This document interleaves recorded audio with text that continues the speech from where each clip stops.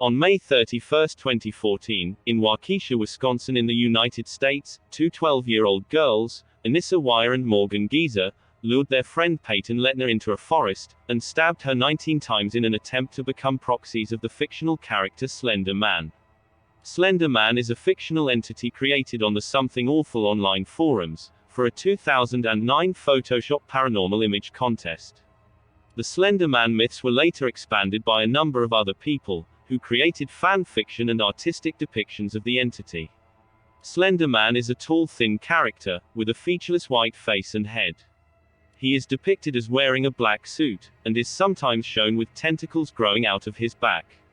According to the Slender Man myths, the entity can cause amnesia, bouts of coughing, and paranoid behavior in individuals. He is often depicted hiding in forests. The stabbing took place in Davids Park, a wooded area near Waukesha, Wisconsin, during a game of hide-and-seek on May 31, 2014. The perpetrators, Annisa Weier and Morgan Geyser, pinned down Payton Leutner and stabbed her 19 times in the arms, legs, and torso, with a 5-inch-long blade. 2 wounds were to major organs. One missed a major artery of her heart by less than a millimeter, and another went through her diaphragm, cutting into her liver and stomach. Weier and Geyser told Leutner they would find help, but they did not get any upon leaving. Afterwards, Leutner dragged herself to a nearby road where she was found by a cyclist. The cyclist called 911 when he saw her. Weier and Geyser were apprehended near Interstate 94 at Steinhafel's furniture store, after walking 4.9 miles. The knife used in the stabbing was in a bag they carried. While Geyser admitted no empathy, Weier described herself as feeling guilty, and claimed that she felt that the attack was needed to appease Slender Man, but it was actually Geyser who had been persuaded by Weier to believe that Slender Man was real. Leutner left the hospital 7 days after the attack.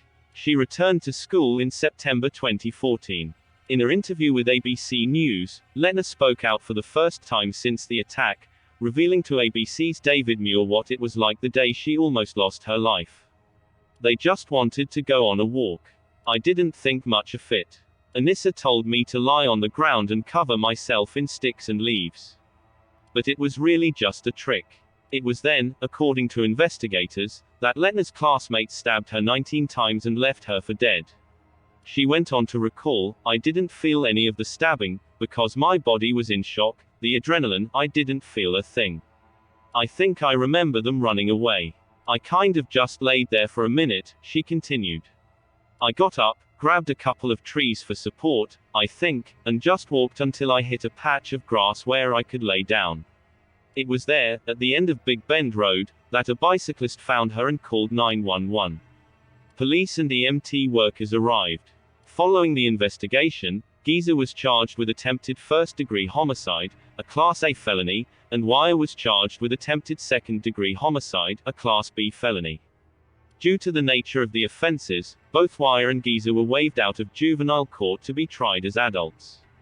In 2017, Weier pleaded guilty to being a party to attempted second-degree homicide. A jury then found her not guilty by mental disease or defect. Geyser accepted a plea offer under which she would not go to trial and would be evaluated by psychiatrists to determine how long she should be placed in a mental hospital. She later pleaded guilty but was found not guilty by reason of mental disease or defect, and was diagnosed with schizophrenia, from which her father also suffers. One of the girls reportedly said Slender Man watches her, that he could read minds, and could teleport. Experts testified in court that she also said she conversed with Lord Voldemort and one of the Teenage Mutant Ninja Turtles. Weier was sentenced to 25 years to life, an indeterminate sentence involving at least 3 years locked confinement and involuntary treatment in a state psychiatric institute, followed by communal supervision until age 37. Geyser was given the maximum sentence, 40 years to life, an indeterminate sentence involving at least 3 years locked confinement, in addition to involuntary treatment in a state psychiatric institute until complete resolution of symptoms or until age 53, whichever may happen first. Followed by continued communal supervision, periodic re-evaluations and/or reinstitution and further treatment, as needed, as required by the sentence imposed. While Geyser will periodically have the opportunity to petition for her release from a mental health facility in the future, she will remain under institutional care for the duration of the sentence. During her trial, Geyser had been committed to the Winnebago Mental Health Institute and was the youngest patient there. At a court hearing on March 10, 2021, Weier, who was by then 19, submitted a letter to the court stating that she was sorry and deeply regretful for the agony, pain and fear she had caused, not just to Leutner but to her community as well. Weier stated that, "I hate my actions May 31, 2014, but through countless hours of therapy, I no longer hate myself for them."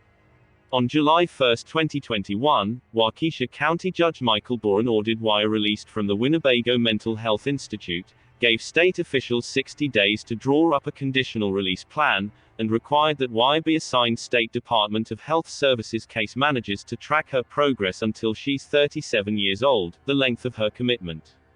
As of Monday, September 13, 2021, Weier will be released with multiple stipulations to include 24-hour GPS monitoring requiring her to not leave Waukesha County without permission. Weier will also have her internet monitored and will not be allowed to use any forms of social media. Weier will also be required to take medication and will be personally escorted to regular counseling sessions by a caseworker. The stabbing in Waukesha spawned a nationwide moral panic over Slender Man across the United States. Parents across the nation became worried about the potential dangers that stories about Slender Man might pose to their children's safety. After hearing the story, an unidentified woman from Cincinnati, Ohio, told a WLWT-TV reporter in June 2014 that her 13-year-old daughter had attacked her with a knife, and had written macabre fiction, some involving the Slender Man, who the mother said motivated the attack. On September 4, 2014, a 14-year-old girl in Port Richey, Florida, allegedly set her family's house on fire while her mother and 9-year-old brother were inside. Police reported that the teenager had been reading online stories about Slender Man as well as Asushi Okubo's manga Soul Eater. Eddie Daniels of the Pasco County Sheriff's Office said the girl had visited the website that contains a lot of the Slender Man information and stories. During an early 2015 epidemic of suicide attempts by young people ages 12 to 24 on the Pine Ridge Indian Reservation, Slender Man was cited as an influence. The Oglala Sioux tribe president noted that many Native Americans traditionally believe in a suicide spirit, similar to the Slender Man. In the aftermath of the stabbing, the creepypasta wiki was blocked throughout the Waukesha School District. On the Tuesday following the stabbing, Slender Man creator Eric Knudsen said, "I am deeply saddened by the tragedy in Wisconsin and my heart goes out to the families of those affected by this terrible act." Sloshedtrain, the administrator of the creepypasta wiki, said that the stabbing was an isolated incident that did not accurately represent the creepypasta community. He also stated that the creepypasta wiki was a literary website and that they did not condone murder or satanic rituals. Members of the creepypasta community held a 24-hour live stream on YouTube June 13 to 14, 2014, to raise money for the stabbing victim. Joe Jozwowski, an administrator on a creepypasta website, said the purpose of the stream was to show that members of the community cared for the victim and did not condone real-world violence because they enjoyed fiction that contains violence. Thanks for watching. For more videos please click like and subscribe.